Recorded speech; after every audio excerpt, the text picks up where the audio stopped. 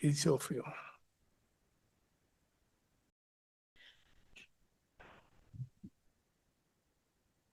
Can I see if you want to speak, all of you, or it's half of you, or a quarter of you? Can members who want to speak raise their hands? Let me see.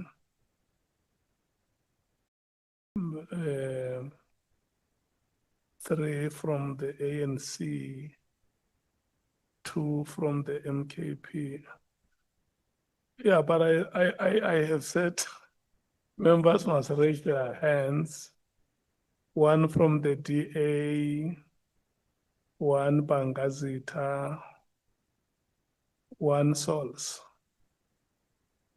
1 Matthias, 1 James, 1 Vessels. So it's Honorable Cameron and Honorable Kola Barnett and Honorable Chief Whip, who have not showed intention to participate. 1, 2, 3, 4, 5, 6.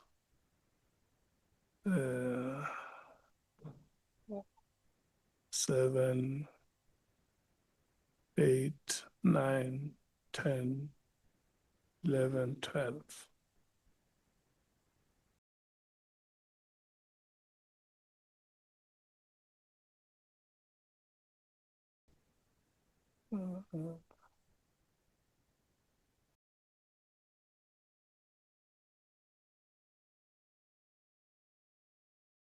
So we need 3 hours. It's now 9 o'clock. Yeah. Honorable Matthias. Chair, I'd like you to note that I do not think that we are going to do justice to the witness and what information that we need on 15 minutes allocation. What do you suggest that we increase the time? Our 30 minutes. Yeah. Normal 30 minutes, Chair. So 130 minutes. Honorable James, you want to speak? Yes, I just need 20 minutes, please, Chair. Please. Okay, let me see. Who else is not happy with 15 minutes? Okay. No, it's fine. We will do like this.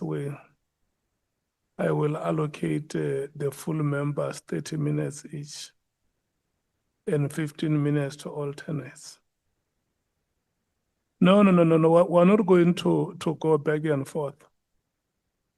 No. We will not do that. We will not go back and forth.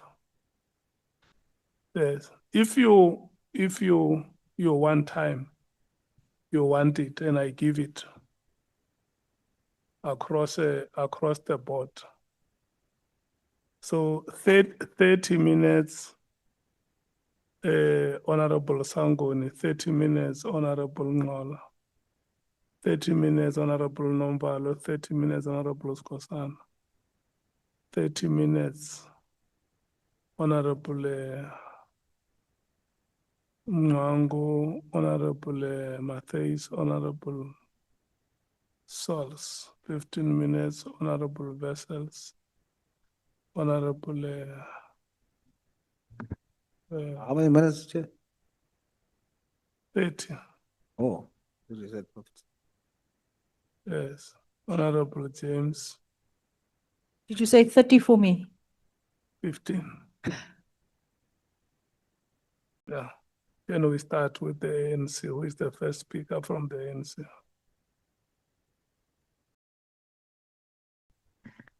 And if you don't use the time that I allocated, I am going to use it, exercising my discretion as the chair. No, you'll use 10, don't worry. Yeah. I mean, at the end, when the last speaker comes, the time must be 30 minutes times 10 and 15 minutes times 4. if it is not that, the remainder of the time, if we still have 2 hours remaining, I'm going to use the whole 2 hours to question the witness. To yourself. Yeah, we start now. 15 minutes starts with you, Honorable Sokanyela. Thank you very much, Chairperson.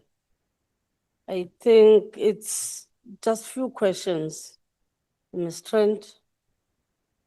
In paragraph 18, you are citing about the assistance that yourself and Mr. Paul O'Sullivan gave to IPIT.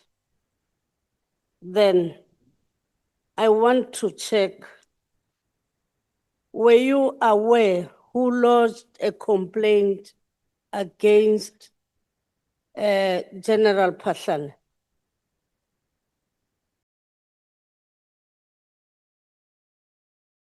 Are you talking about this matter, who lodged the complaint? Yes. So it was Mr. O'Sullivan, but I know that we had statements of other whistleblower police officers. Were you, So yeah, sorry. when you went to Mr. Pashan's house, were you not assisting the IPIT? It's not in an investigative capacity. We went in with them. We'd done a whole investigation on it, and went to go speak to the estate manager. It was as short and sweet as that. Maybe I shouldn't have said. Who lodged the complaint? Pardon? Who lodged the complaint? Mr. O'Sullivan. Then investigator Mahlangu and Binang, why did they come? So can you just ask that question again? For instance, let me read out paragraph 18. You are saying that, in fact, it starts there from 17, but in 18, you are saying that you met the 2 IPIT officers, that is the late Mahlangu, Mandla Mahlangu, and Temane Binang, who requested your assistance. Then I'm inquiring now, who lodged the complaint? Mr. You are saying O'Sullivan. that it's Mr. Sullivan. Yes. And then the IPIT guys, when they came to yourselves, but you are saying here, you were happy to get that assistance, or of giving that assistance of the investigators. And then, and now, when an assistance is requested, it is written. If it is yourselves who requested an assistance from the IPIT, was it written down? Oh, I can't remember. It could have been a telephone call or a message or an email, but it wasn't a, how do I say? You don't remember. It wasn't like a formal, we weren't investigating like a formal investigation. It was, we met with the investigators had been appointed to investigate this. We met, introduced ourselves, said what, we know the matter. And then I think it was a day or around the same time, we said, okay, do you want to meet at the Sable Hills? and we can go and meet with the estate agent. We know because the house is part of that investigation and a whole lot of allegations have been set out in the complaint. That is one of the things that they would have to investigate. Complained about Mr. Pahlane's house.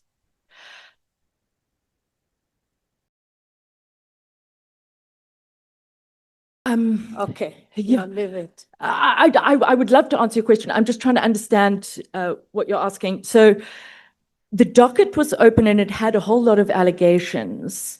And then there was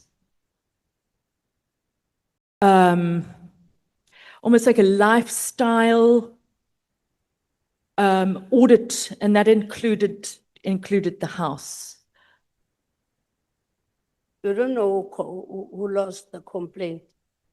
Or is it Mr. Paul O'Sullivan? It's Mr. O'Sullivan, yes, with other witness statements and evidence within that complaint.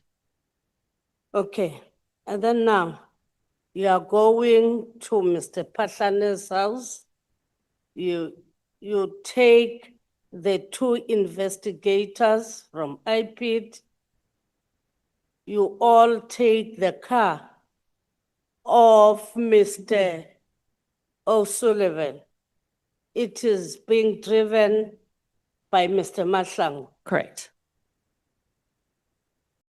Were you friends with the two investigators I to such an extent that Mr. Sullivan can give an investigator his car to drive to Mr. Pahlane's home?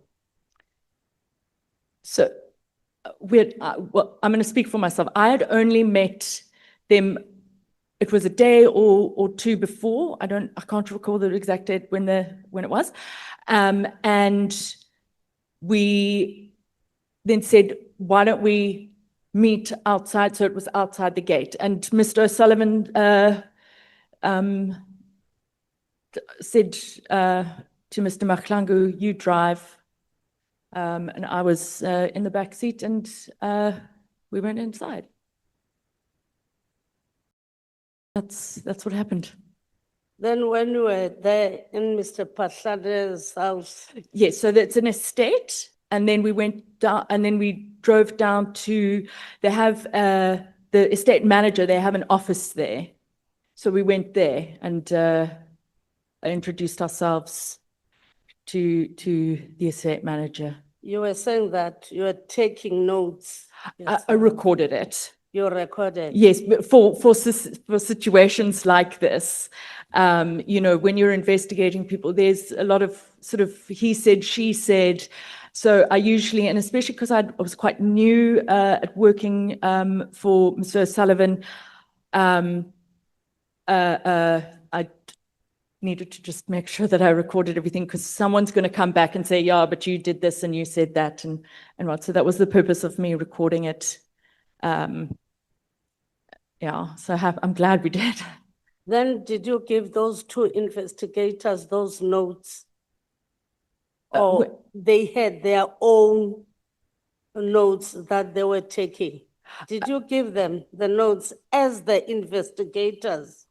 When you say notes, you mean the recordings? The recordings, yes. Yes. We also, what we normally do is certain meetings that we have, if we think we might need it, we get it transcribed by an independent transcriber. So that's what we did. I think, but maybe not immediately, but at some point we did. And then You met in a meeting situation to give out the recordings? I would have put it on a USB and given it to one of the investigators. But I can't recall exactly, but that's probably what it would have been. Yeah. Because you're not giving me a clear picture of what happened from the start when you go there. Because if I knew who lost the complaint, then also was that complaint written down you don't have that written complaint that was lodged. It's only a docket. Yes, the complaint itself is a sworn statement. So when you open a case, and I think with IPID it's different. Either you open a case at the police station and then the station commander decides where it will go, what jurisdiction. And if it's to do with investigating a police officer, they will then send it to IPID. And then IPID, if you open it at IPID directly, it doesn't go through the CAS system, but I'm not 100% sure. This didn't go through the SAP's CAS system. Okay. So this had an inquiry number, and it was based on Mr. No, it's fine. Okay. It's fine. Okay. Don't worry. Then I wanted to check because you had those notes and these are the investigators. I mean, the tapes. Yes. They didn't have the tapes. It's you, the Paul O'Sullivan attorneys that had, or whatever you call that forensic, what? You had that recorded items. Then then IPID would come and go getting information from yourselves Yeah, from time to time. from time to time. Yes. So you are working for IPID in an instance. I don't see it that way at all. We have a lot of cases, so when they needed something, we'd assist. But it wasn't I mean, if I were to say I investigated that case after it was opened or after the Sables Hills, there was really nothing. It was done just. That's fine. Thank you. Check.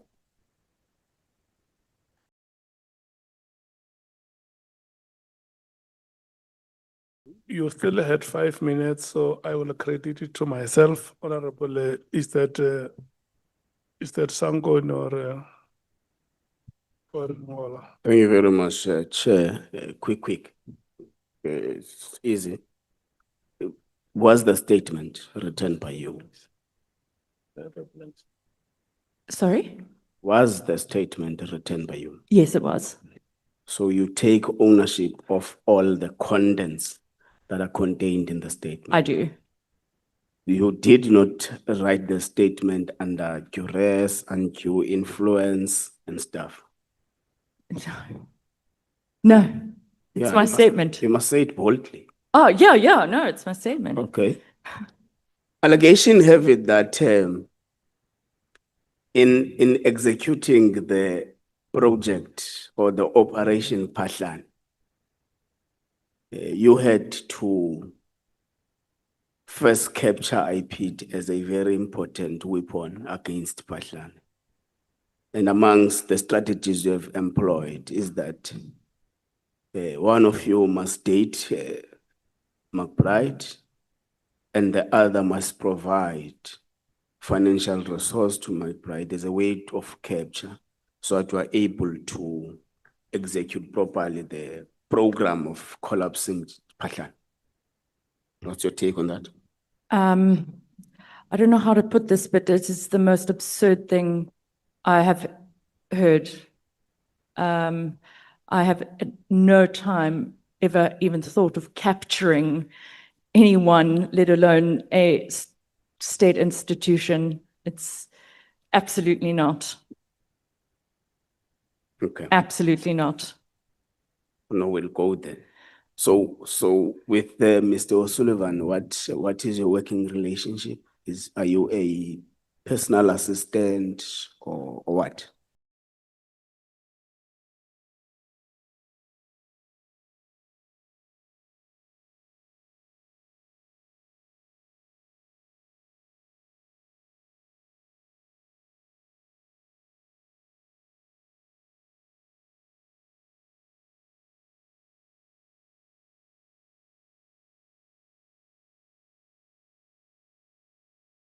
So I haven't worked there since 2022.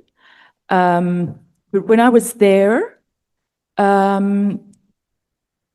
was kind of a researcher, the person in the office that if you need photocopying or you need pretty much anything that needed to be done. And as the time went by, I was trained. Administrative clerk. Yeah, and then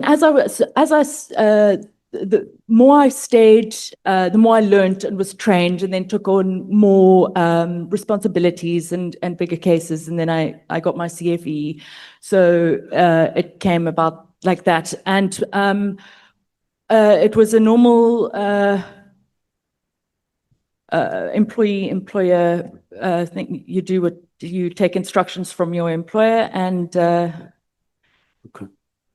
So Mr. O'Sullivan testified here that he went to the Sable Hills as a complainant to point out what he deems as a crime scene to the IPT officials. What was your business at Sable Hills, you? me, Yes. as his employee, Of the he complainant. said, let's go. And I got on the car and off we went. So you're an employee of the complainant. Correct. So you went there in your capacity as a co-complainant. Or a I wouldn't say co-complainant, a deputy complainant. more of a witness, perhaps, at some point, if I had to if I had to witness something. I know you're looking at me. But no, not as a co-complainant. No. But Paul said, right, we're going Got a call to go and point out the house at Sable Hills Estate. who got a call? Yeah. I don't know. I can't remember. So Mr. O'Sullivan is called by IPT officials to come to Sable Hills. I don't know. Okay. I don't know. But you did not get any call. I can't remember. I can't remember. So you don't remember It's how you went? possible that if you see, sometimes Paul would say, call so-and-so or message so-and-so, or he would do it himself. But the point is, you, Miss Sarah Jane Trent, did not receive any communication from IPT officials to go and appear in front of Sable Hills Estate. I can't remember. Okay. I can't remember. You say in both paragraph 7.1 and paragraph 17 that there is some CFE qualification and skill that allows you to access information. Correct. Can you elaborate on that? What is CFE? It's a certified fraud examiner. It's part of the Association of Certified Fraud Examiners. I don't know how much detail you'd like me to go into it. No, but you say it allows you access to information. What information are you talking about? Correct. So you have certain databases, and you have to have you apply to them, and you have to. Sorry, I'm getting distracted. No, but what legal authority do you rely on in accessing people's information? Okay, so before you do a search, you have to have. Sorry, can you ask me a question? I'm all over the place. Just I'm ask me again. asking you a Yes. question.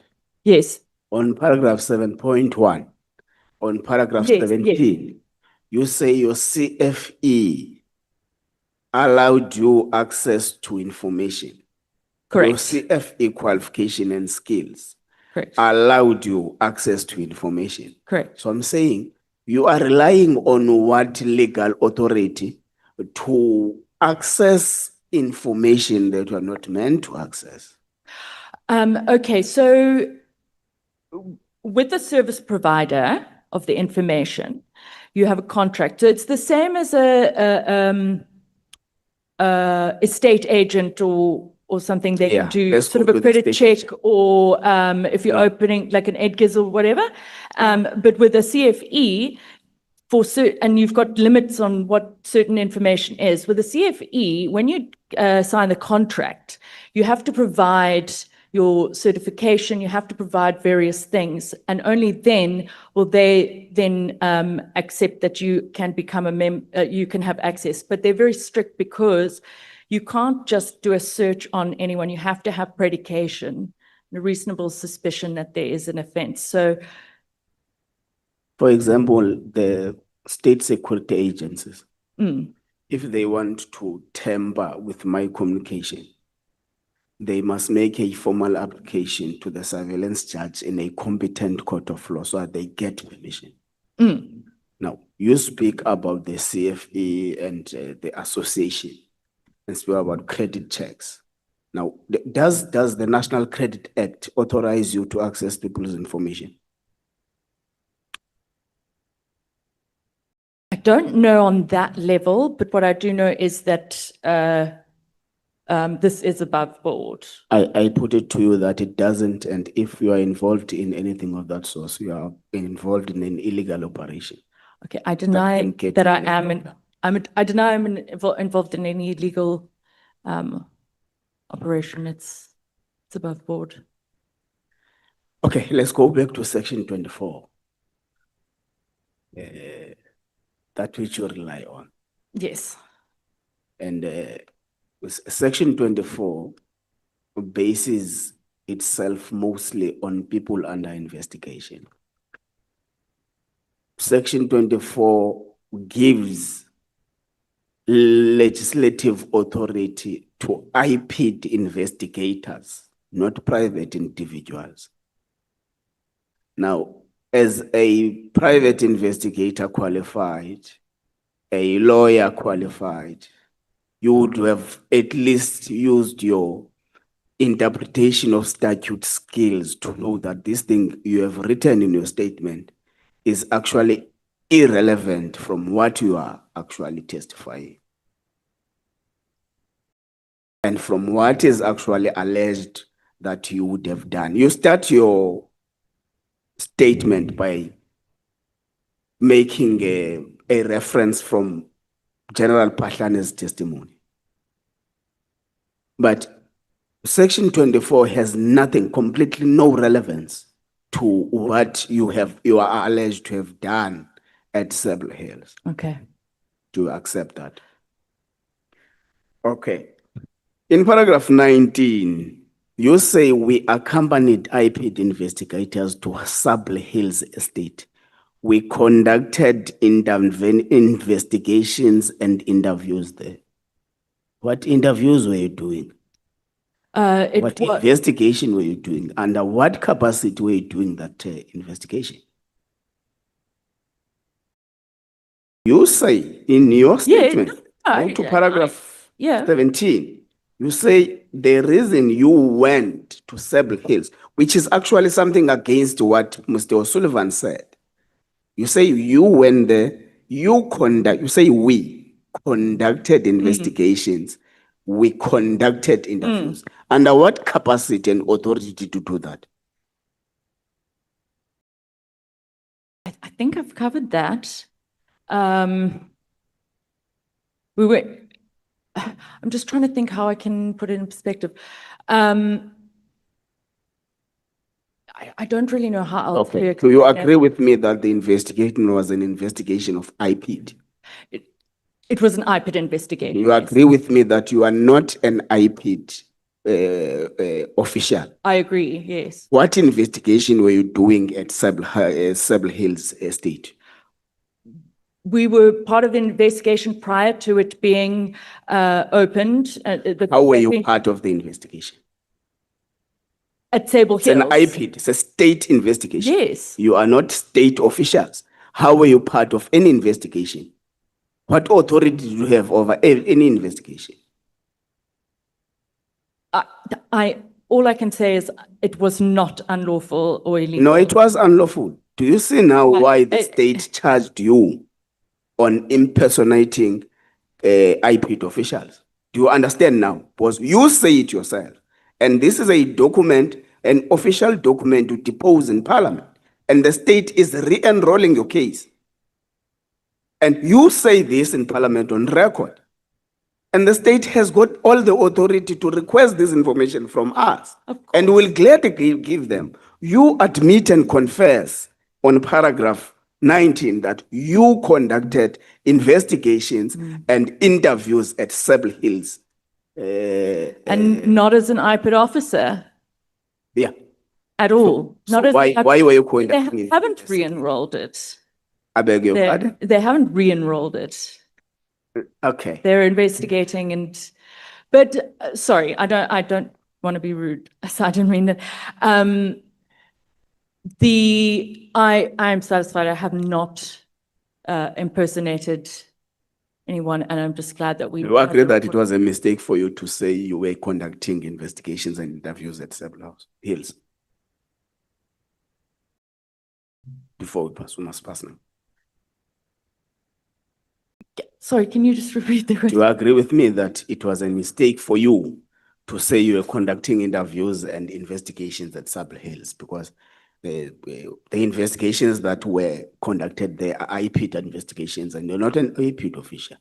I see what you mean.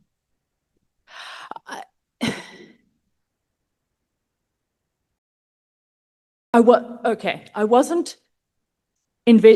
not conducting an IPID investigation. What investigation you conducted? I was going along to go and see the estate manager, and Why was the estate manager said? For what reason?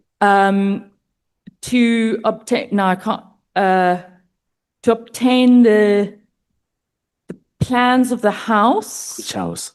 sorry, Mr. Pachlane's. The one that table was here. under investigation by IPID. Correct. So you were conducting IPID investigation. Look, let's maybe tone Yeah. down a little bit. You go to Several Hills Estate. Mm. There is an investigation underway by IPID on Mr. Pahlan Correct. on building a house in Several Hills Estate. You go there, not as an IPID official. You enter the precinct with IPID officials. You say you conducted interviews and investigations inside. And when we ask you what interviews, when you met with the estate manager, Yeah. which subject of interview was on Several Hills house? There is only one subject of interview according to the record. Yes. It's the house of Mr. General or General Pahlan. Correct. Yes. Now, there is no other interview we were doing. So I'm saying to you, that is the reason why you admit here that you conducted investigations and interviews, and the state charged you for impersonating an IPID official. Let's pass that part. I was just briefing you the can of worms you're opening for yourself here. So did you request the building plan from the building inspector or building what? Myself personally, no.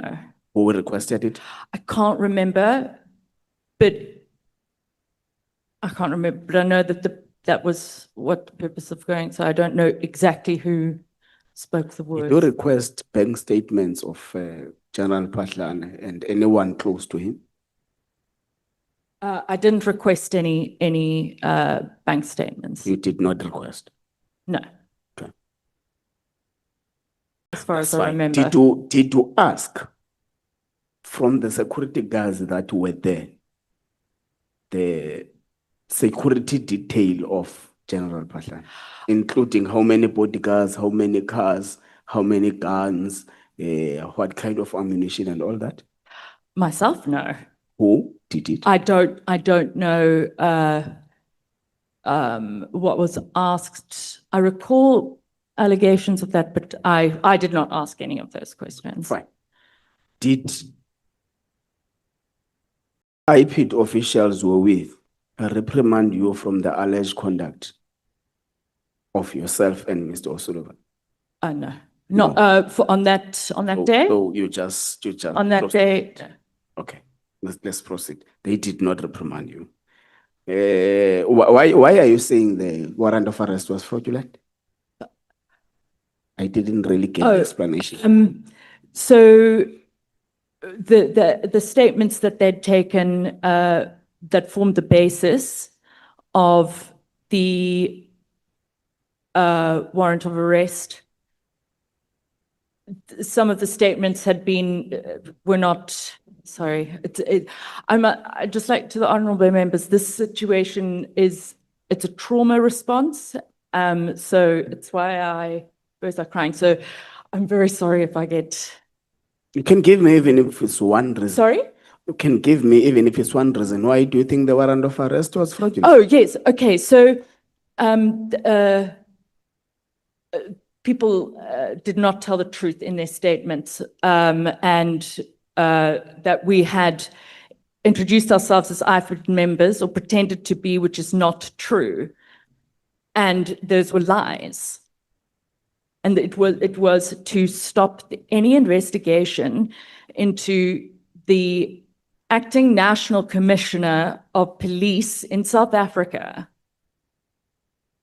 Do you respect the South African judiciary? Yes, You do. yes. So how could you say a magistrate has issued a fraudulent warrant of arrest? I'm not saying And that. then when we're asking about the reasons, you don't blame the magistrate. You blame some other people. I mean, you are supposed to note the weaknesses you're talking about, but still there is a warrant of arrest from a magistrate. If I'm not mistaken, the magistrate makes the decision on what is presented by the prosecutor, because they have different. Okay, it's fine. I'm still not getting any response. Do you know the concept called vicarious liability? I do. You do. You say you were under unlawful arrest. Yes. Yeah. Do you understand that in terms of the principle of vicarious liability, you should have sued the minister for unlawful arrest or wrongful arrest or whatever you want to call it? Did you do that? I did not. I don't. Why did you not do it? I was told, well, firstly, I couldn't afford it. Secondly, and I did not have a lawyer. When Paul sued the state, he said that instead of me, because I probably won't get any, a lot, that I could have a percentage of what he gets. Let's That's leave why. Let's leave it still. You are not giving me an answer, boss. You are a lawyer.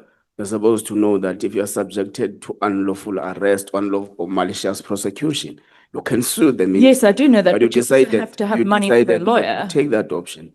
So it doesn't make sense. But let's pass No, it. I couldn't afford a lawyer. Otherwise, I would have. Okay. But I would have loved to. but I Mr. would O'Sullivan love to. paid more than 200,000 rands for McBride's lawyers. For? McBride's lawyers. Yeah, but not mine. So you are a child of a lesser court. Okay. So you asked for a warrant of arrest, you were not given. Then when does it become fraudulent?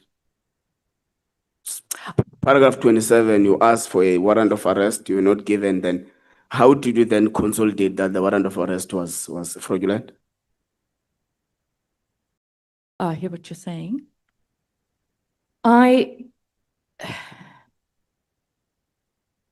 Firstly, I had never committed any offense. So if there was a warrant of arrest, it had to be under a lie. Someone had to lie because I did not commit any offense. Yeah, but the point So is. it had to be a lie. Yeah, but the point is, at paragraph 27, you say, during the arrest, no warrant was issued out. So No, I didn't say no warrant was issued. I asked to see it. So when they came, he had the clipboard. So you can't deny he didn't have the. I think maybe I've misunderstood your question. you asked to see it. Paragraph 27, you say you asked to see it, you were not given. That's the point. So when did you then collate information that it was fraudulent if you were not given the warrant of arrest? Oh, it wasn't at the time. I wasn't thinking about whether the arrest warrant was fraudulent or not. At the time, I was thinking, well, where the hell am I?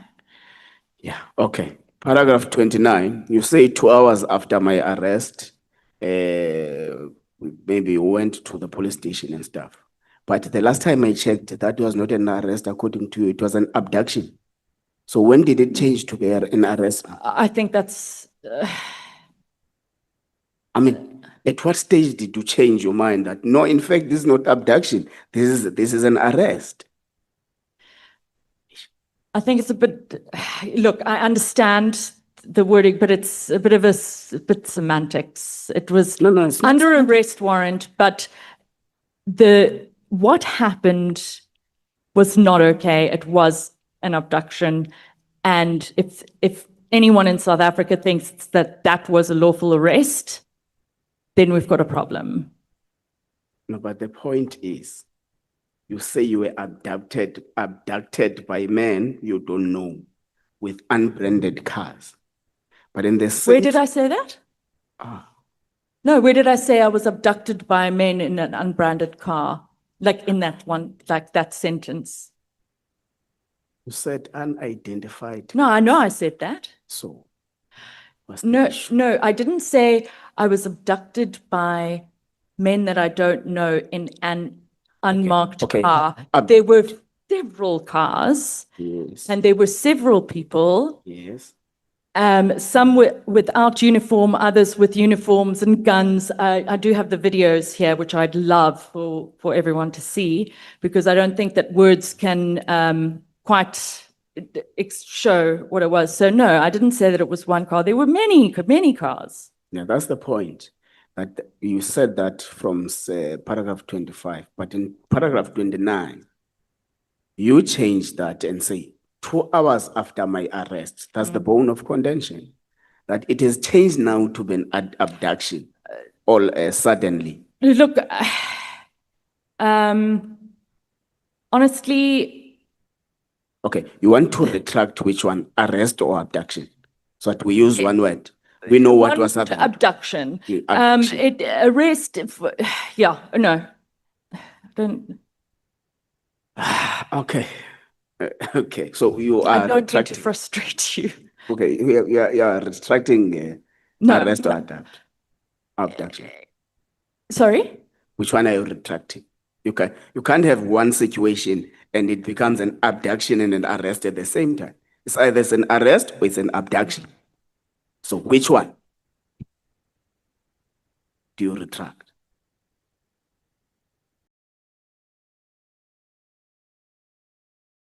Ma'am, you were not abducted. That's the reality. No, I was.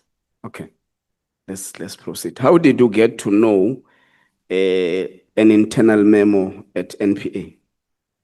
If you check paragraph 40, say on the 31 of May 2017, an acting Director of Public Prosecution, Gauteng Division, Pretoria, Advocate Baloyi, requested that docket I had opened against Mabu, all that. There was an internal memo that he sent, but you get to have the contents of the internal memo, which you have outed some of them there. How did you access an internal memo of NPA?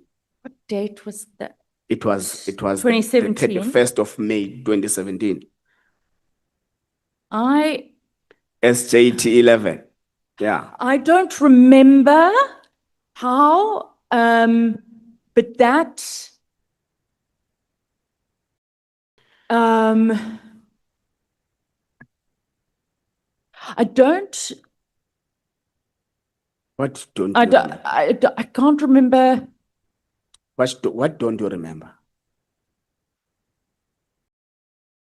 How I got it, but it would have been, I honestly can't remember how I got it. However, it was it was an update on the matter. Okay. So I don't know, Okay. but yeah. Okay. Are you aware that the Criminal Procedure Act gives an authority to peace officers to seize any property from any person under arrest if it is suspected of having been used for a commission of a crime? Are you aware of that?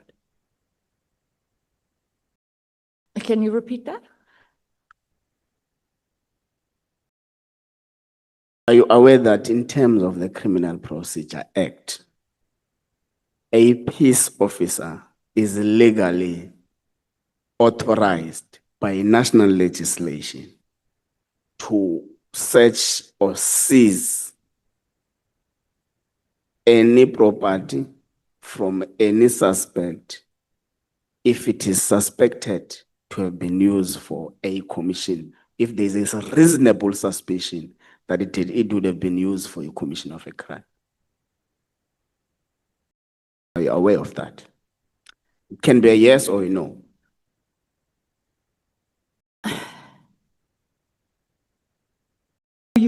Sorry, are you quoting a section? Okay, let me say this. I think the law allows police officers to search or seize. There's even a topic, I think it's section 20 of the Criminal Procedure Act, that gives a scenario where a police officer can search and seize without a search and seizure warrant.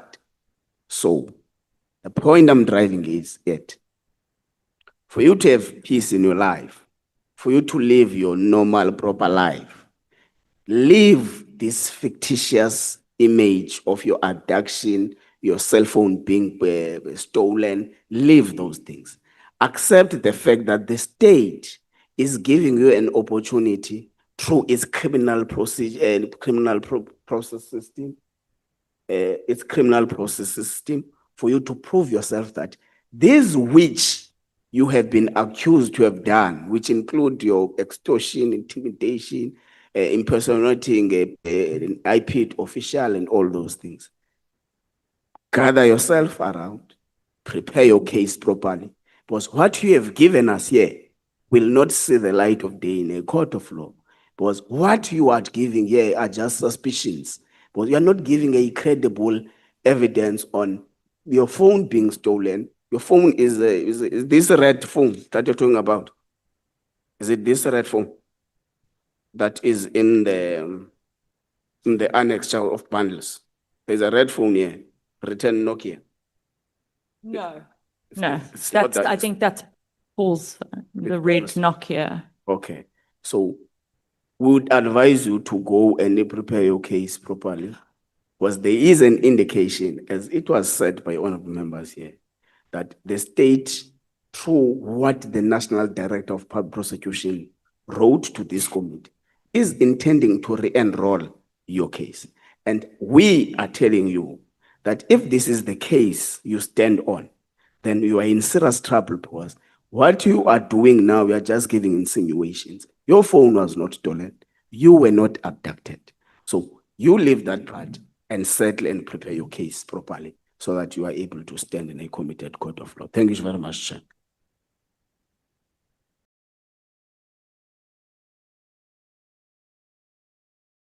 Yeah. You are 30 minutes on the dot. This is my standard. Yeah. Honorable Sangwan. Thank you. Thank you very much, Chairperson. Good evening once again, Ms. Trent. And let me maybe just, for lack of a word, commiserate with what you're going through. I mean, you've told us it was a trauma response, and I'm hoping that you've sought support around that trauma response. Ms. Trent, I'm hoping I won't be long, but I just want to check with you. I mean, we've just started with the questioning, but the evidence leader would have led you most of the afternoon. Do you realize the wrong that is being alleged here? Do you think that there's any basis for the issues that are being raised? And do you think that perhaps you could have erred together with Mr. Paul O'Sullivan in some way or the other in relation to these matters?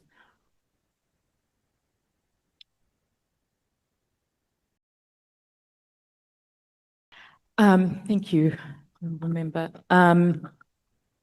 I think that's the allegations against myself are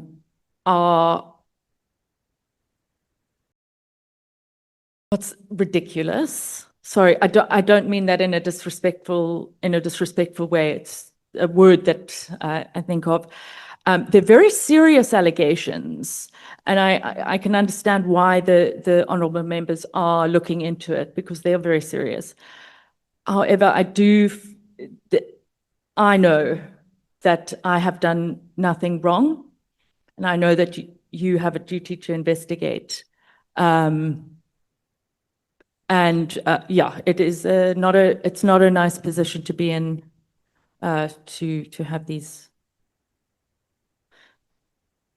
Okay, but you still maintain that you have done nothing wrong. So on paragraph 14, where you told us about the purpose of, I think, deposing this affidavit to us, you said you would be answering to issues of Mr. O'Sullivan's alleged involvement, interference, and infiltration. Interesting choice of words, different words with different meanings. Now, they do speak to the terms of reference, as you're saying. If you were to take those three words of yours, involvement, interference, infiltration, what is your averment? Was Paul just involved lightly? Did he interfere? Did he infiltrate the system? And why would you say that? So I have therefore been informed that this committee requires me to give evidence regarding the alleged involvement. I'm sorry, can you ask that question? I don't mean to. What did Mr. O'Sullivan do as it relates to our law enforcement agencies, IPED in particular? Was he just involved with IPED? Did he infiltrate IPED, or did he interfere in the work of IPED? Okay, no, he didn't. There was no infiltration, no interference. And the involvement would have been, if they needed something, we were there. But absolutely no infiltration. However, yeah. Okay. What's your relationship like with Mr. O'Sullivan? I left his employ in 2022, and we are not in contact at all. I think we got in contact because of this the ad hoc committee and my name coming up, and that. You weren't in contact before that?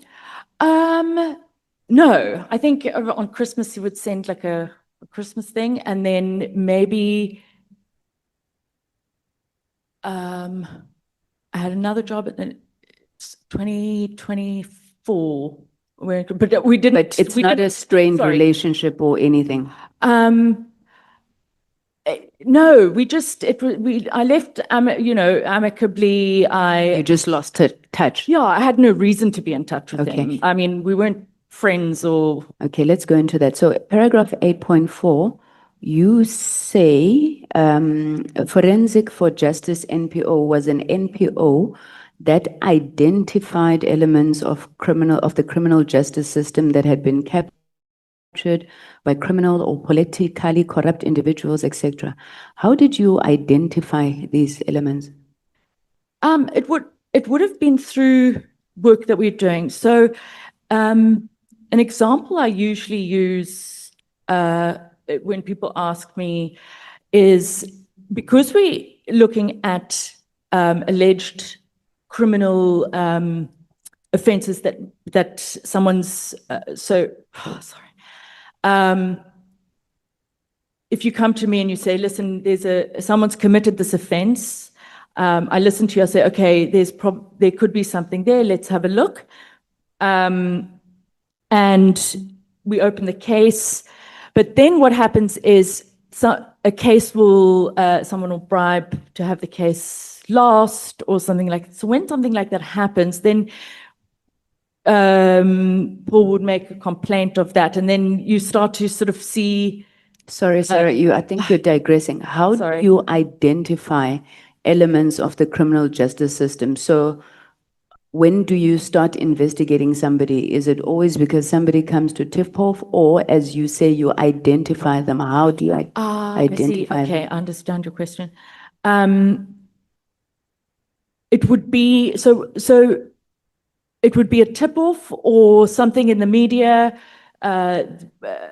I can give an example of one of those. But usually there are so many people that ask to meet with Paul. He always meets with anyone and they'll come and give their documents. And if there is something there, alternatively, if he's seen something, Then he he'll just decide. does- He'll decide and he'll say. So no, how yeah. did he then identify the National Commissioner of Police to be investigated? Okay, so my understanding of it is it went all the way back to his investigation into Radovan Krejcir. And there was I'm going to try and speed this up, a death threat, and then there was a witness that came forward and turned into a state witness, and then he was supposed to go into witness protection, and then they kicked him out. I don't know all the details. I'm just telling you as I recall. And then Mr. O'Sullivan complained to, it was Ria Pieja or someone, to say, listen, this state witness is being kicked out of the, Yeah, I think we know that Mr. And then, Manu. yeah, Uh-huh. and then Mr. Baklani came, and then he complained about a General Munu in Durban and about what was happening to this witness. And then he was ignored, or he couldn't get any feedback because this witness, it's a state witness, it's dangerous people. And so then he said, I think there must have been an email or something. And he said, well, what's up with this commissioner of police? Then he And identified him for yes, investigation. Then, as I remember, he went to the media and he said something, and that brought attention to police whistleblowers, who then contacted Mr. O'Sullivan, and then he met with them, and they said, "Oh, we saw that you have identified red flags," and then that's how the IPID, or as we call it, the IPID So pipeline basically, came about. Mr. O'Sullivan has got beef with the general, the National Commissioner of Police, who will not do what he wants, which is to investigate and deal with these people, including General Manu. I'm not sure if it was a general. Then he decides to go shout about it in the media, and then people say, aha, we've got something you can use, right?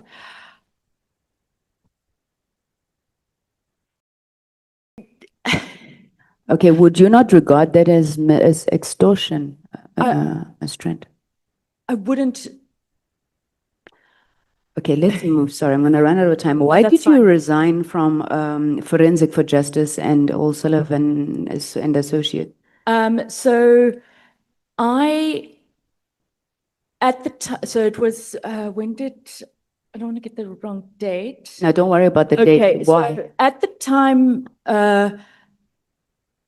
I didn't want to continue working there. I wanted to see what else I could. But you I didn't could have a do. job. You just resigned. So I resigned, but Mr. O'Sullivan said that I could remain under employment until I found another job. Why would you guys do that? I mean, you want to go somewhere, you resigned, you're fed up with your current situation, and then you still stay. How does that work? Sorry.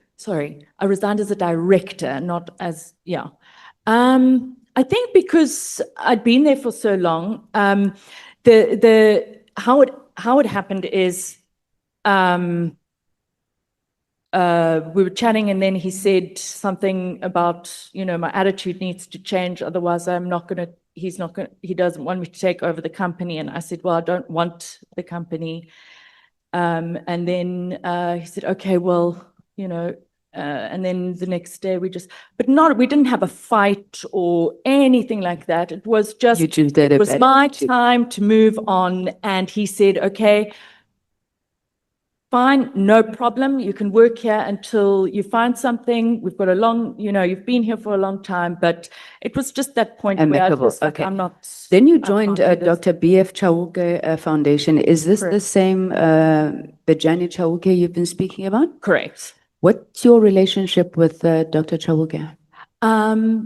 So I met him when at Forensics for Justice. There was a allegation against Mr. Andile Ramaphosa in the Bosasa matter, and Paul contacted someone who could communicate with the president, Ramaphosa, because he wanted to speak with Andile Ramaphosa to see if he would want to clear his name or give his version of events, because we were opening a criminal case and there were allegations against him. And so that's how I met Mr. Chauke, or Dr. Chauke. And then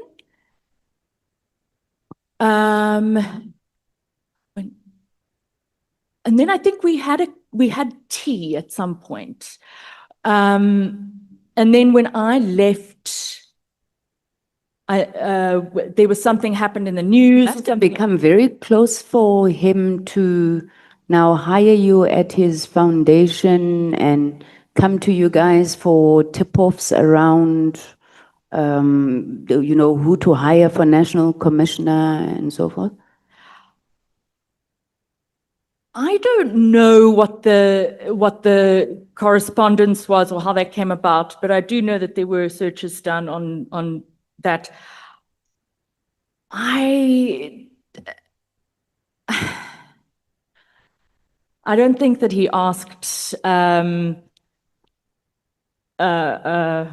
to do that. I don't even think he had. Sorry, you don't think he I don't asked think Paul he to asked what? Paul to vet potential commissioners of police. However, I don't have the correspondence, but Paul and Bajani are not friends or anything, but. Are you friends with Bajan?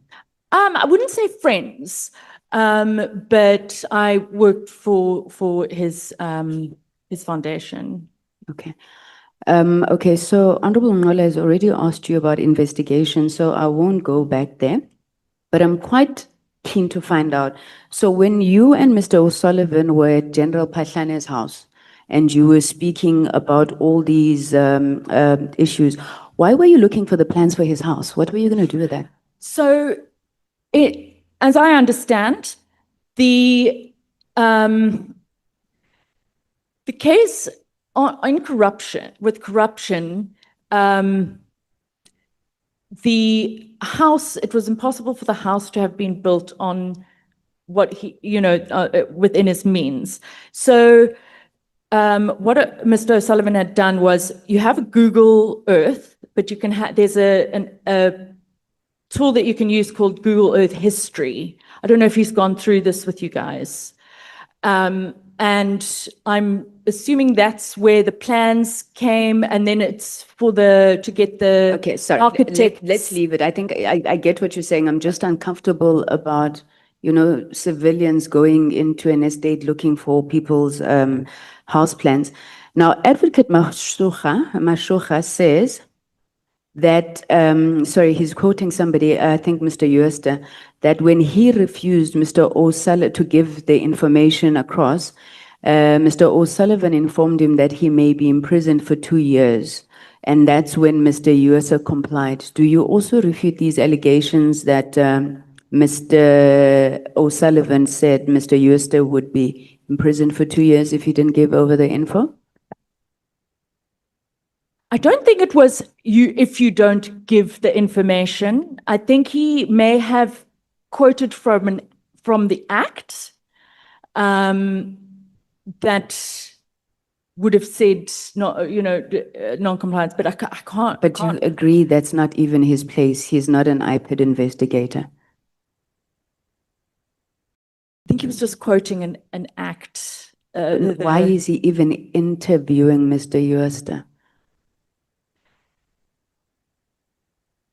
In our investigations, we often will phone someone up that may have information, and so it's not IPID was unusual. there, okay.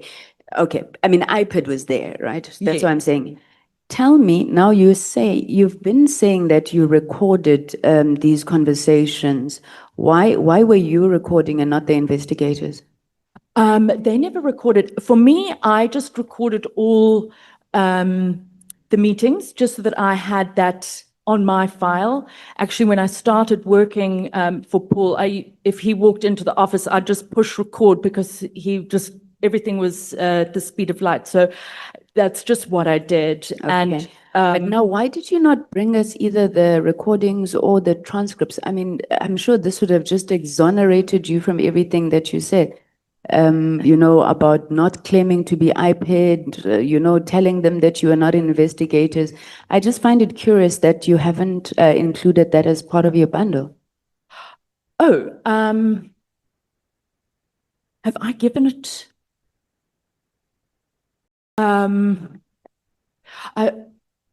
I didn't think to. I know that's not a. I mean, that's like all the I- evidence to prove this case against you is manufactured. Because if you guys never said any of these things, you just produced the transcript of the recording. Yeah, Okay.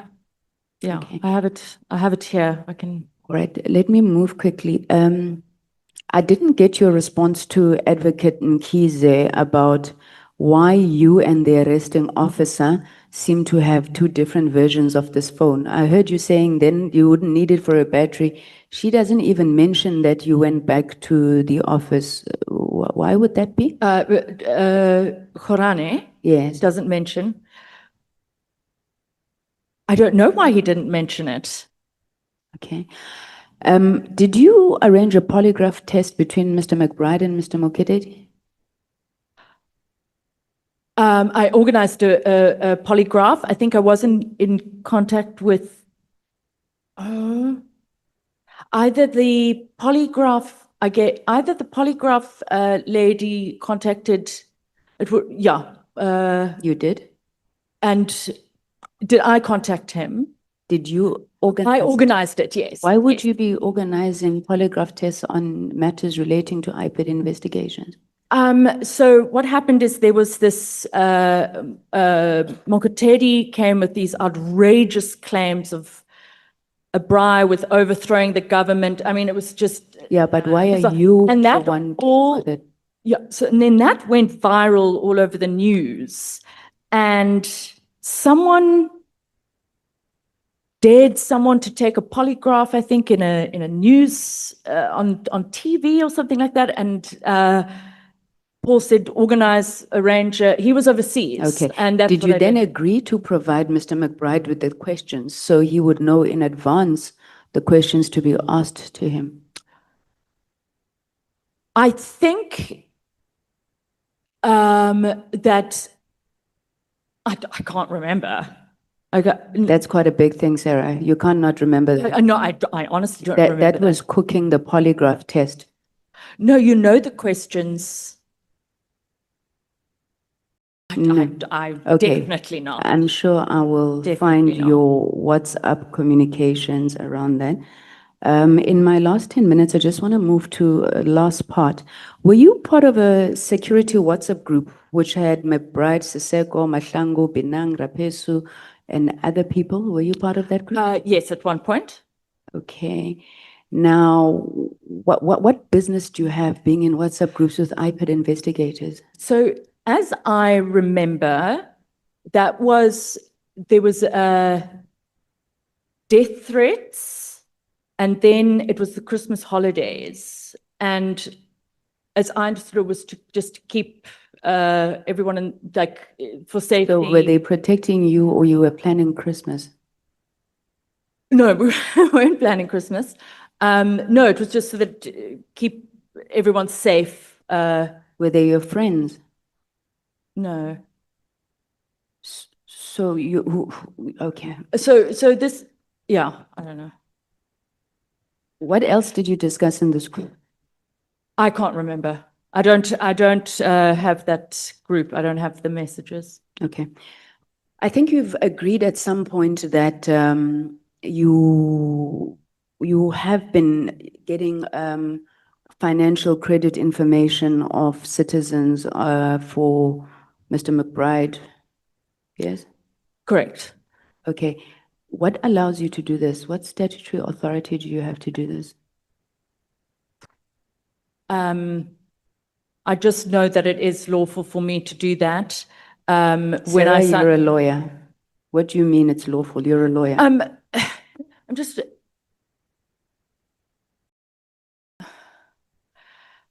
Okay. Just give me a second. Yeah. And while you're thinking about that, on paragraph 7.1 of your statement, you say that you became a certified fraud examiner in 2019, but in 2016, you were already conducting credit checks and running lifestyle audits. So I ask you again, how could you do that? You weren't even a fraud examiner.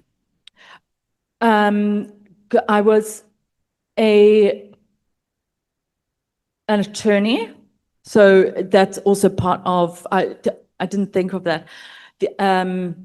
I would also be. I can't think of the word. Let me tell you what Mr. Considered. Sullivan said when I asked him this. He said the National Credit Act allows people to get such reports, which may be used for, amongst others, investigations into fraud, corruption, blah, blah, blah. He just forgot to mention that the regulation goes so far as to say, provided that SAPS or any other statutory enforcement agency conducts that investigation. Your company was neither SAPS nor a statutory enforcement agency. I think we can agree on that, right? But yeah, but I don't agree that we're not the only certified fraud examiners that have this contract with the service providers. It's not just us. Okay, I'm not So I sure think- which contract we're talking about. I'm asking you about going to citizens, and maybe let me get to a specific citizens. Why were you getting all of this information on Minister Nhleko, former minister? So that had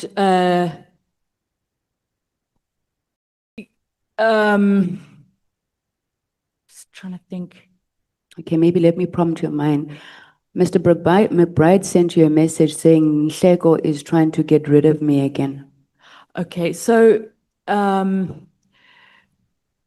he and Nhleko and Nhleko, McBride, all of that was part of the state capture and the state capture and the capture of the criminal justice system. And there was and Nhleko and various people and parties were trying to get some people out and some people in order to capture the criminal justice system.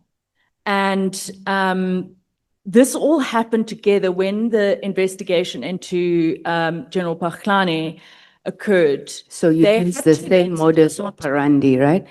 Now, Minister Nhleko is unhappy with Mr. McBride. You decide, let's dig up some dirt on Minister Nhleko. Because let's assume you could investigate fraud, which is a disputed point right now. You respond and you say, do you have an ID number or a cell number? He asks you off, you say Nhleko, you said, yeah, send quickly. He sends you Mr. Nhleko's ID number and you will respond by saying, I'll let you know if there's anything fishy. You're also asking for a title deed to his house and his vehicle ownership. We'll let you know when I get them. What on earth is this? So that was on a sort of a lifestyle. Why are you Audit. doing lifestyle things on ministers? Because Mr. McBride is unhappy that the minister wants to get rid of him. Well, What authority do you have, Sarah, that allows you to do that? Sorry, Ms. Trent. The capture of the criminal justice system, By who? Because right now, that's the issue in question, whether it is yourselves or the other people you're alleging captured. no, I hear you. So please just help me understand this. Yeah, that's, I believe that this was part of the criminal capture and that there was interference and there was. And yeah, Okay, I think maybe let's stop there. You just said something that was very interesting to me. You said, I'm actually looking for your comment because I wrote it down. You said, if anybody thinks that this arrest was lawful, then we have a problem. This committee has received a letter from the National Commissioner of Police, General Fani Masemola, and he says your arrest was lawful. I think we have a problem then. yeah, we do. We have a big problem. Okay. We have a Thank big you very problem if he thinks that that was a lawful, huge problem. Thank you very much. Thank you, Chairperson. Thank you, Sarah. Chair, Trent. Honorable Nomvalo. Chair, can I just get clarity? The witness was asked a question and she didn't answer the question. Eh? The witness was asked state capture by who? And she didn't answer that question.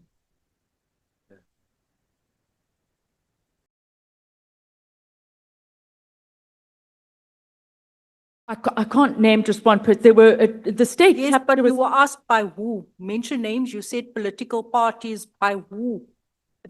Can you just, what was the question again? I'm sorry. And the Honorable, just Yeah, rephrase if you don't mind. that question again. We need an answer to that question. You said, I was asking you about why you were doing all of these things to Minister Nhleko. Okay. And you said, no, there were all of these things, the state was being captured. And I asked you by who was capturing the state. Ah, okay. So I'm just trying to think of the best way to. In the criminal justice system, there is a lot of grabbing for power. I'm just trying to think of how I can explain. State capture could not have happened if we had a functioning, uncaptured criminal justice system. But Okay. No. take it further during that time. Can we proceed? We cannot do a merry-go-round the whole night. Honorable Nomvalo. Thank you, Chair. Good evening, ma'am. Good evening, Honorable Nomvalo. I want to start by appealing to your conscience. When I look at your profile here and your educational background, I can safely say that you have worked hard to become who you are today. You are saying here you obtained a certificate in market management. You obtained the Bachelor of Laws. You got admitted as an attorney of the High Court. You became a certified fraud examiner, and so on and so forth. And then, in my view, you started to experience problems when you met a man called Paul O'Sullivan. Are you proud for having worked with Paul O'Sullivan?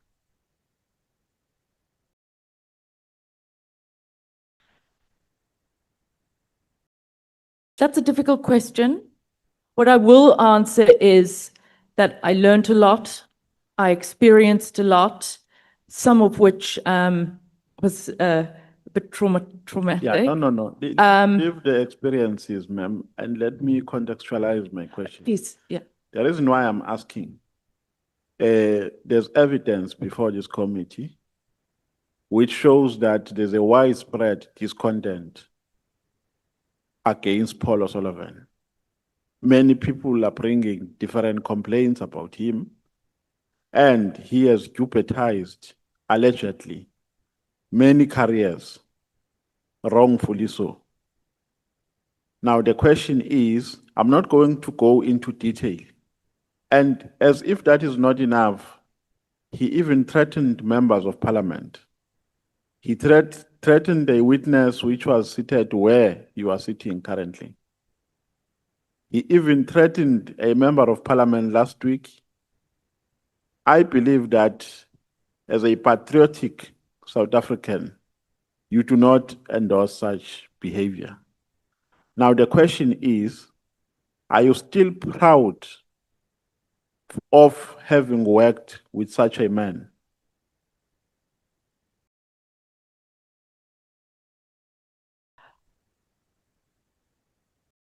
I no longer tell people that I used to work with him. No, we are not. We are not responding to my question now. Am I proud to say that I had worked? Are you proud?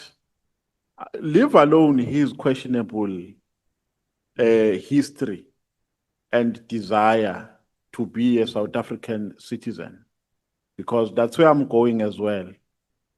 I'm going to ask you a question. If you made enough research about him before you joined his company and about his intentions for coming into our country. For now, let's deal with this one. Are you still proud, having learned all these allegations and having learned all the evidence that has been adduced before this committee against him? Are you still proud for having worked with him?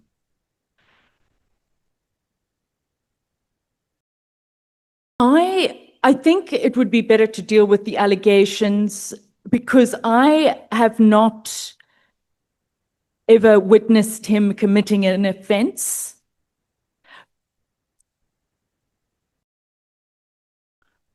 Okay, let me ask you this question because seemingly I'm not going to get an answer on this one.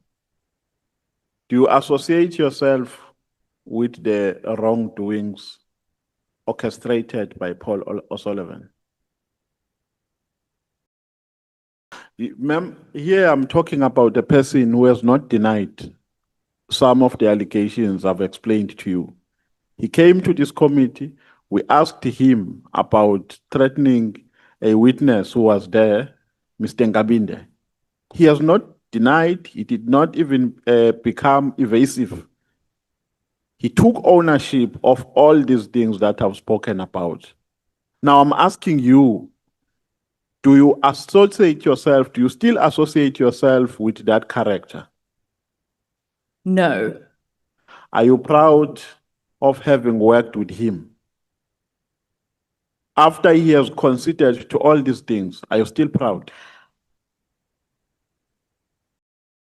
I'm sad. You are sad. Yeah.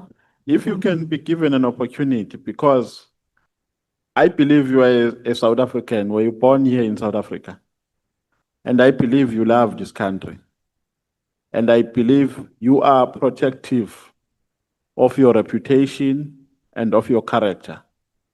And the manner in which you have worked for your profile in terms of your educational background, you wouldn't allow your character to be easily destroyed by another person. No. Is that correct? Now, if I give you an opportunity here to clean your name, and the only way you can clean your name is by telling nothing but the truth. I'm telling you, South Africa will regain confidence in you. We've given some witnesses that opportunity here, and some espoused our advices, and they received a standing ovation. If I'm giving you an opportunity here to clean your name, will you take advantage of that? I don't know. I will tell whatever you need, but I don't know if, like I said, I've never witnessed him committing an offense, but I will take any opportunity. Sorry, can you ask that question again? No, the question is too long, ma'am. There are many questions I have for you.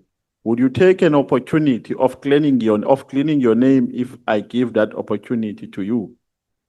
Because your name is currently tainted through your association with Mr. Paul O'Sullivan.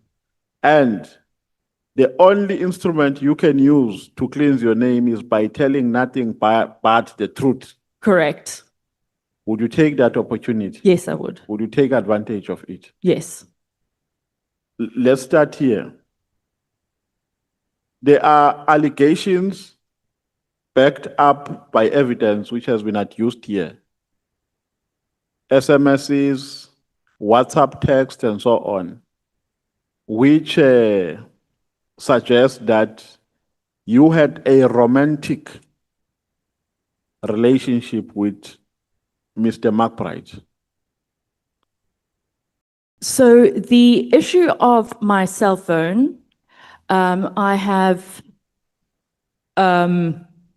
taken legal advice. I don't want to deal with the issues of the cell phone. However, I will deal with the allegations or the question on Robert McBride. So the question is, here we've been given evidence which is suggestive of a proposition that you had a romantic relationship with Mr. McBride.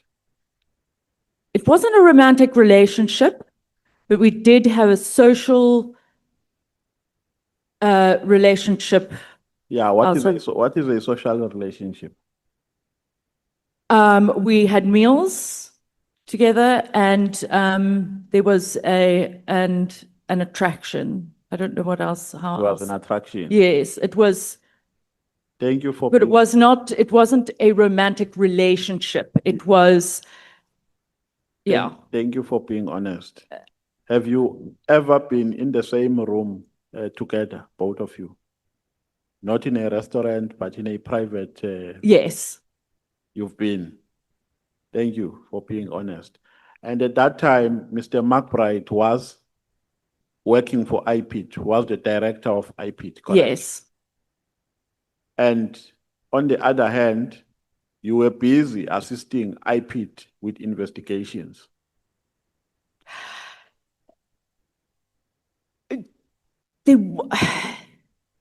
the the assistance in the investigation was not investigation. We weren't on the ground. It was, could you carry out this? Could you do some desktop research? No, I'm not there. So it wasn't a. It wasn't I'm a. saying, yeah, even if that's how you describe it, but I'm saying at that time you were assisting IPIT in its work. Let me not say in its investigations, because I know what I want to get for now.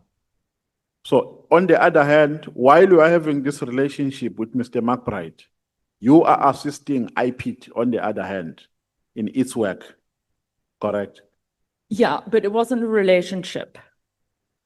No, but you have explained it. So And yes, I so thought, I had communications with IPID investigators, and I had socialized with Mr. McBride. I yes. don't No, believe that I've. No, ma'am, let's not be all over the place. I'm going to guide you through my questions. So just follow me here. I'm the driver of this conversation.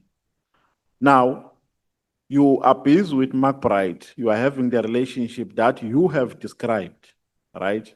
And then on the other hand, you are assisting IPIT in its investigations or in its work. Let me not say investigations, because you become argumentative when I use that term. You assist IPIT in its work.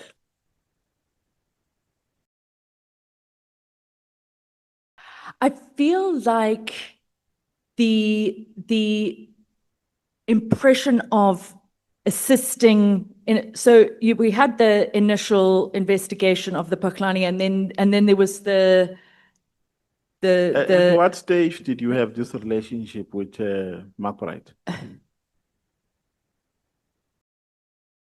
January January when? 2017. When did you start the Patlane matter? So that was in February 2016, but then obviously there was no investigation and then Yeah, but I and could, the- and there the- was not, there was, the two didn't, it was, yeah, there was, it And then wasn't, it carried on, right? The Patlane investigation they, carried yeah, on. they carried on And during the course of that investigation, then this relationship emerged between you and McBride. again, it wasn't a relationship. I No, mean, no, no, no, it's fine. I'm saying I'm not going to go deeper. yeah, and we, you know, we Uh, didn't, on how you we describe didn't it. chat or phone or anything like, it was, No, yeah. but there's no way you can meet in a restaurant if you have not called each other on the phone.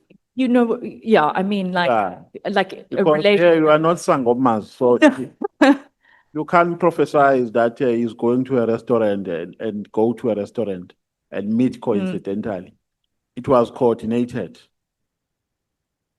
So Oh, yeah, yes, of course. It's, Yeah, oh, I'm so in, you I'm in can't- Stanton, do you want to get dinner? And then, yes, so you Yeah. can't say you were not speaking on the phone. but you know, when you're with a relationship, you follow up with someone or see how they're doing, like there wasn't, anyway. Yeah, so let's go back to Mr. Paul O'Sullivan. Okay. Did you do some background check before you worked for his company? No, I Googled him. I think, how old was I? I was, I think 29 or 30. I Googled him and I saw, you know, he had, you know, all these stories about investigations and that, and I sent him my CV. Do you know where he so I was didn't- born and why he came to South Africa? As far as I know, he was born in Ireland and came to South Africa for property. No, that's not what he told us. He told us that he came here because he was in love with the weather. So I don't know whether he was in love with the rains or the sunshine. He was in love with the weather. So that's not what he told us. But the question is, did you bother yourself to do some investigation about his history before you joined his company? No, I didn't. I looked him up. There was no reason for me. I mean, I've never done that for anywhere else that I've applied for a job. Now, there is this company that you were a director under. It's a forensic what? Forensic justice. Who else was a director in that company besides you?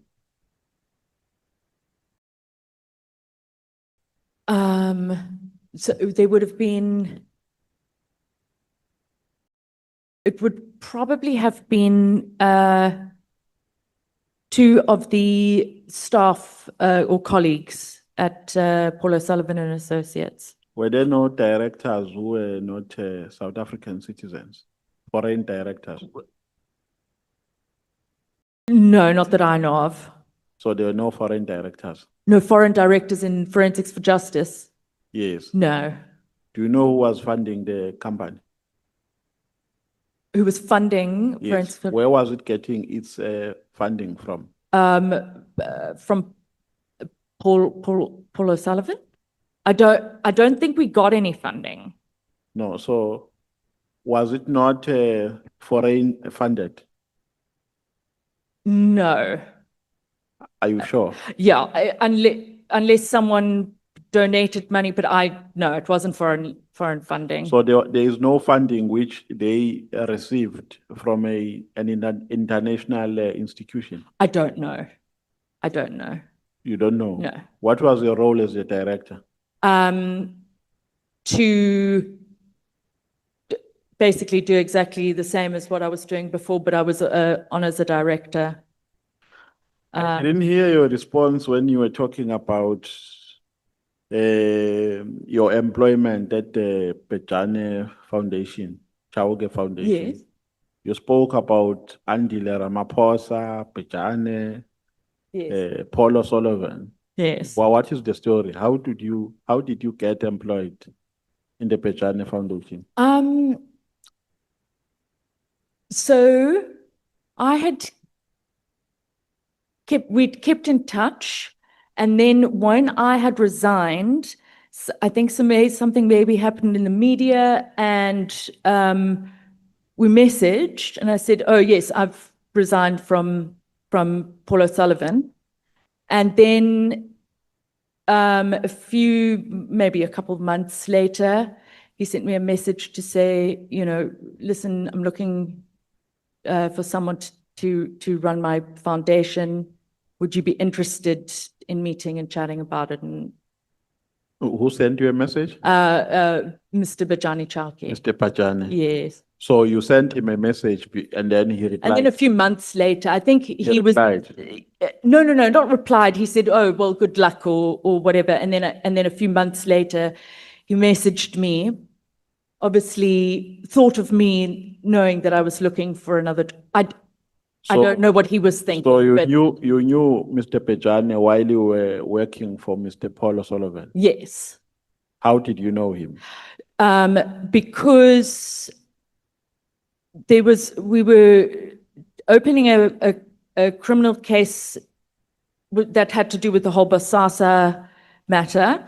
And in one of the affidavits, there was an allegation against Andile Ramaphosa. And Paul then, I don't know how he contacted or who, to try and get in touch with Andile Ramaphosa to get his version of events. And then Bijani Chauke then came to meet us, and then Andile Ramaphosa came, and we met with him, and that's how I met him. So what was Andile a friend to Pejane Chauke? I don't know. So I'm trying to connect Because the unconnected dots now, because I'm asking about you knowing Pejane Chauke. yes, that's how I met him. You are bringing in Andile Ramaphosa. You are saying there was a complaint against him. So how does Pejane Chauke come in that scenario? I see. Thank you so much. Next speaker. No, Chair. It can't be. Honorable Sangoni finished at 22:10. You said you are giving us 30 minutes.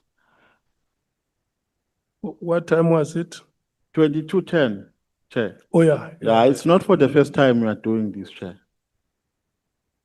It's not for the first time. And we are so lenient with ANC members. We want to continue. I sent a video in a group wherein you cut me before I finished my time. Yeah, but can you use your time now? Yeah, but I'm saying don't do this to me, please, Chair. No, I apologize. I'm not in that mood. I apologize. You still had 10 minutes.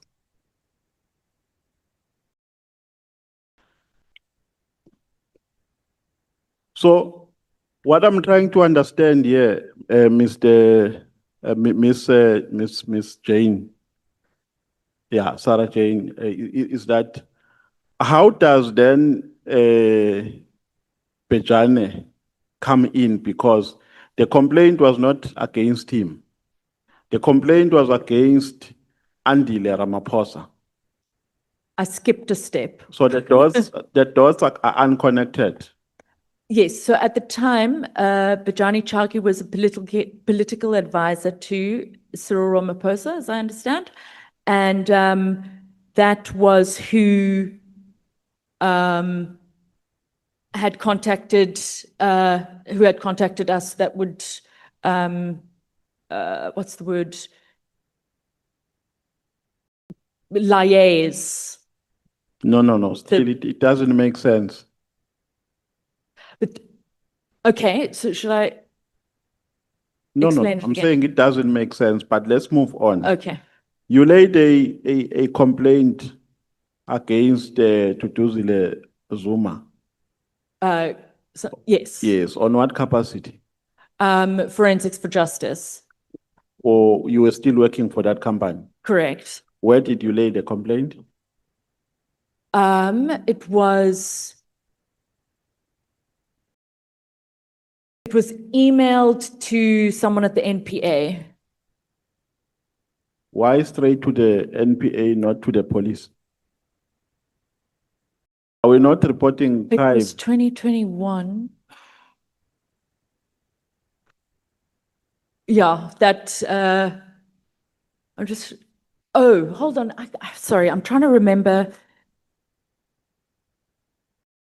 who commissioned it because I can get back to you on that because I'm not 100% sure. I can't remember and I don't want to commit to, No, the reason why I'm asking here yeah. is that, you know, when you were explaining your modus operandi, you told us that you were assisting institutions.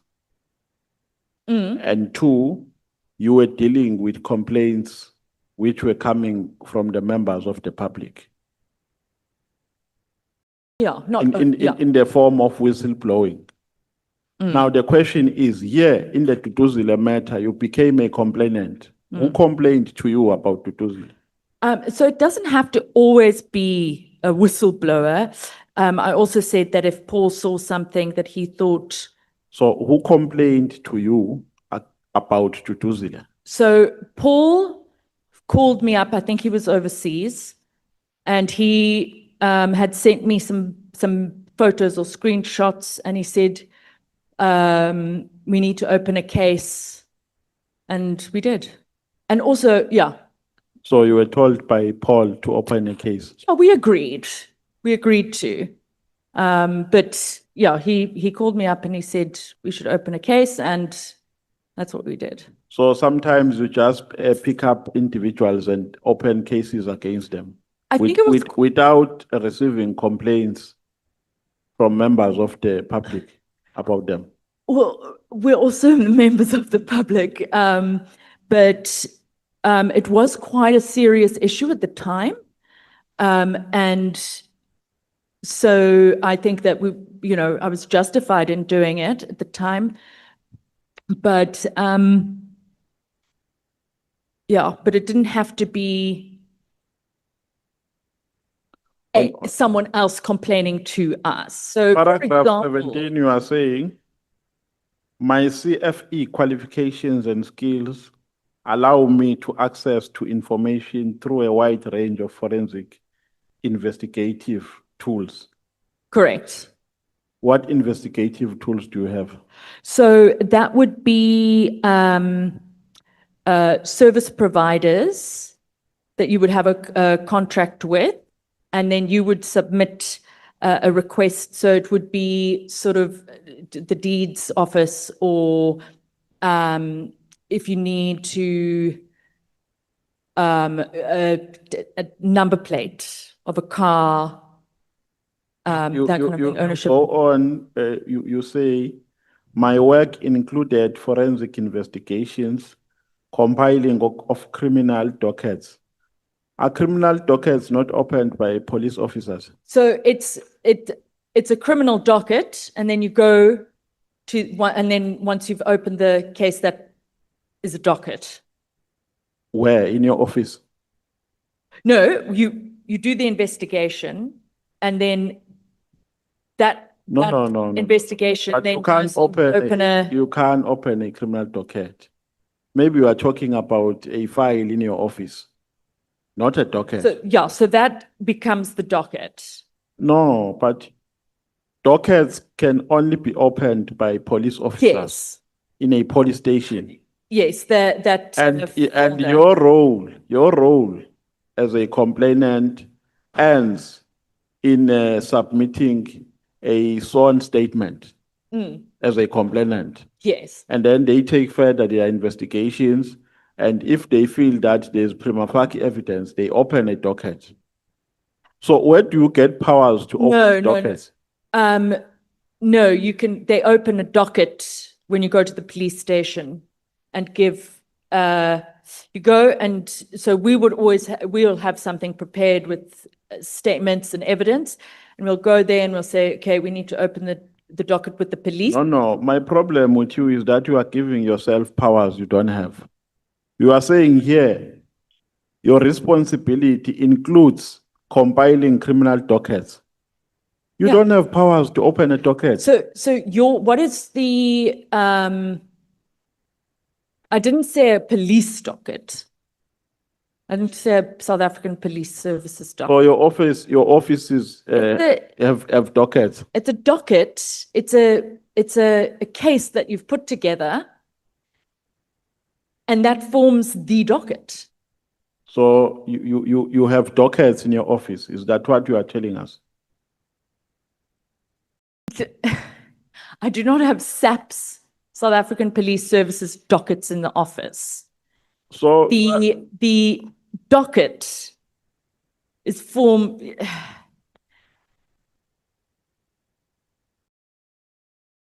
It is a criminal docket, but Okay, no, in no, the sense no. of it, no, it's I don't fine. have. Fine, I'm about police to run. dockets I'm about to in an run office. out of time. We are complaining here about a man who was driving you to the police station eating pepcorns.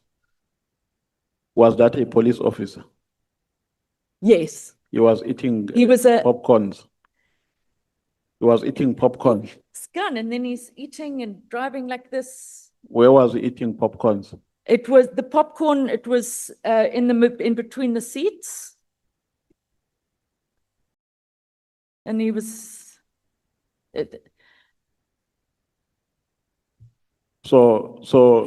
Then he almost caused an accident It felt like because he was eating popcorns.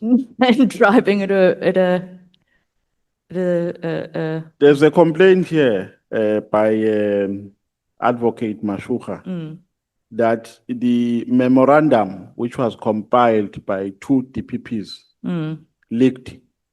And here in your statement, you are quoting a memorandum. Honorable Ngola has asked you about that memorandum. A memorandum leaks, and in your statement, you write about it. You quote it. yes. How did you get access to a leaked document? If it don't was think it not was leaked, if it was not leaked to you, I don't think it was leaked. do we have people we are working with in the NPA?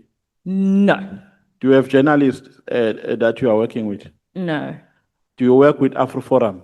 no. I don't know. But your boss admitted here that he works with Afroforum. Yes, he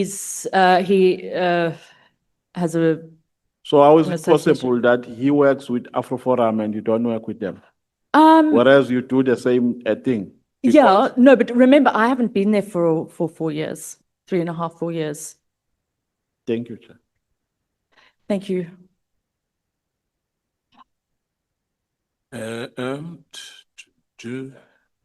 Time is starting. Sorry, I need the loo. Do you want a break? I just need the toilet, but No, you can ask the chair. if I may, but I don't want to waste your time. No, I'm fine. Is your time running? May I go to the bathroom?